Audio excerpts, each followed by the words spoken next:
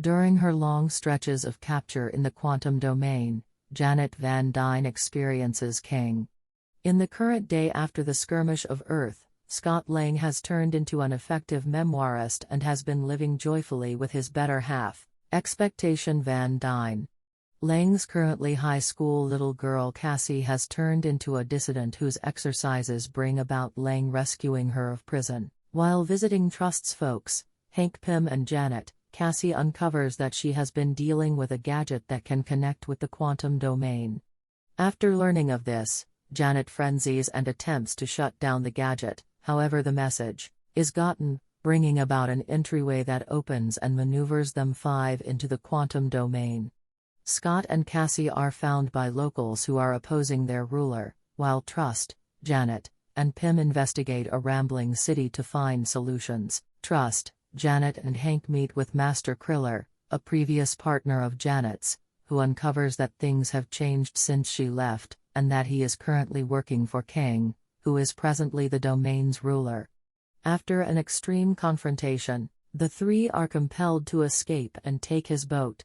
The Langs are told by the Renegade's chief Gentora that Janet's inclusion with King is in a roundabout way liable for his uprising. They before long go under assault by King's powers, comprising of mechanical subordinates drove by Modok, who is uncovered to be Darren Cross, having endured his evident passing at Lang's hands. The Langs are taken to King, who requests that Scott assist with getting his power center back or, in all likelihood he will kill Cassie.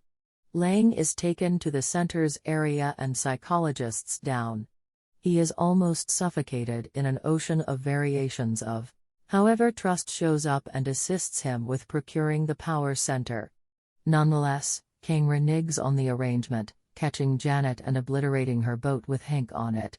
Subsequent to being saved by his insects, who were likewise maneuvered into the quantum domain, quickly developed, and became hyper-smart, Pym assists Lang and Trust as they with advancing toward King. Still detained, Gentora and they start an uprising against King and his military. During the battle, Cassie requests to cross personality, which persuades him to turn sides and battle King, however at the expense of his life. Cassie salvages Gentora and they start an uprising against King and his military. During the battle, Cassie requests to cross personality, which persuades him to turn sides and battle King, however at the expense of his life. Janet fixes the power center as she, Pym, Trust and Cassie go through a gateway home, however King assaults Scott, almost beating him into accommodation. Presently back home, Lang proceeds with his cheerful life and organizes a phony surprise birthday for Cassie because of him missing so many. Lang momentarily ponders Kang's words and stresses that he may not be dead or the entryway could now be available to the ones who banished him, however chooses not to harp on that for the present and spotlight on his more distant family.